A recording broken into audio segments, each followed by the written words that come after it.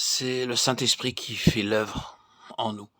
Le Saint-Esprit a deux choses à faire dans tout croyant, comme il a deux choses en Christ. La première est au Jourdain. Jésus fut baptisé de puissance en vue des œuvres puissantes à accomplir. Et la seconde, le Jourdain était la préparation pour le calvaire. Au calvaire, nous ne voyons pas une œuvre puissante visible, et cependant le calvaire fit davantage pour le salut du monde que les guérisons et les miracles de Jésus en Galilée.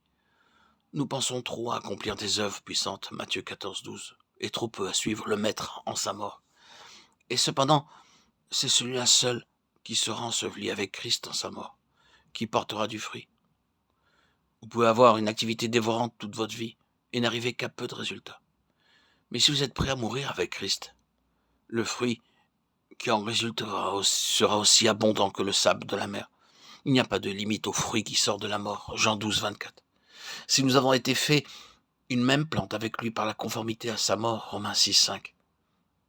Cette conformité peut être comparée à la greffe pratiquée sur un arbre. Lorsqu'on greffe un arbre, on fait une fente, puis, quand la greffe a été insérée dans la jante, les deux branches sont attachées ensemble par un lien. Pourquoi ? Pour que la vie de l'arbre, la sève, puisse entrer dans la greffe et que l'arbre et la greffe n'aient qu'une seule vie. Que Dieu soit loué pour cela. Quand Dieu prend le couteau pour nous séparer du monde et de nous-mêmes et pour nous greffer en Christ, dans sa mort, de sorte que sa sève de vie puisse couler en nous. Oh, quel fruit de vie, de joie, de paix et de patience.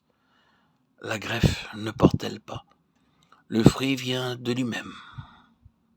Il vient de lui, comme notre vie. Qu'avons-nous donc à faire sinon de demeurer en sa mort continuellement ?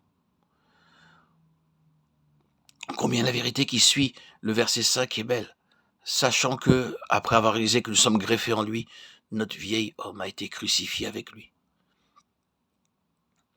Par l'apôtre, Dieu déclare que lorsque Jésus fut cloué à la croix, portant en son propre corps les péchés du monde, notre vieil homme, la race du premier Adam, a été crucifiée avec lui. Telle est la déclaration de Dieu au sujet du calvaire. Certains incrédules disent « c'est le récit que Paul en fait, c'est sa manière de voir ». Non, il faut se rappeler que ce fut Jésus lui-même qui révéla son évangile à Paul, et non les hommes. Galates 1, 12. Christ expliqua lui-même sa croix à Paul, lui montrant que la race déchue, la vieille création, fut aussi clouée sur la croix, et qu'elle y mourut avec lui. Voilà quel est le secret de la victoire sur le péché. Ce n'est pas vous qui vous séparez du péché, c'est en saisissant votre position dans la mort de Christ, et en consentant à être greffé avec lui, vous comptant vous-même mort au péché, que le Saint-Esprit opère cette séparation du péché et qui vous amène à réaliser en fait cette œuvre de délivrance qui en résulte. Le Saint-Esprit ne manque jamais de rendre témoignage à l'œuvre du calvaire, du moment où, en toute sincérité de cœur, vous désirez être délivré de la puissance du péché. Il n'y a pas un péché, fût-il le plus grand, qui ne puisse disparaître de vous et vous laisser libre. S'il est mort, il est mort une seule fois pour le péché. Maintenant qu'il est vivant pour Dieu. Mettez-vous aussi bien dans l'esprit que vous êtes mort. Romains 6, 10, 11. Votre part est de vous considérer comme mort. Même si vous ne le comprenez pas, de vous compter non seulement pour mort, mais de vivre dans l'instant présent comme mort au péché. Et cela de par votre choix, votre propre volonté. Alors que le péché ne règne donc plus. Verset 12.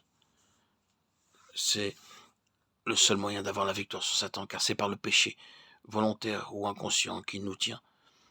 Et ce n'est qu'en saisissant cette vérité révélée dans Romains 6 que nous serons libérés. Le péché ne régnera plus. Quand le diable nous attaquera, nous tentera, ou que nous sentirons le besoin d'être délivrés d'un péché quelconque, répondons-lui triomphalement sur cette base de ma mort personnelle avec Christ. Je suis maintenant mort à ce péché, et il ne régnera pas sur moi. À ce moment-là, le Saint-Esprit vous applique la puissance de la mort de Christ, auront les liens avec le péché, et vous perdez même le désir de pécher. Le péché n'est plus. Dieu soit béni. La victoire est gagnée par la mort, car celui qui est mort est affranchi du péché. l'abîme de la mort est entre vous et le péché, et même entre vous et le tentateur, tant que vous demeurez dans cette attitude de mort.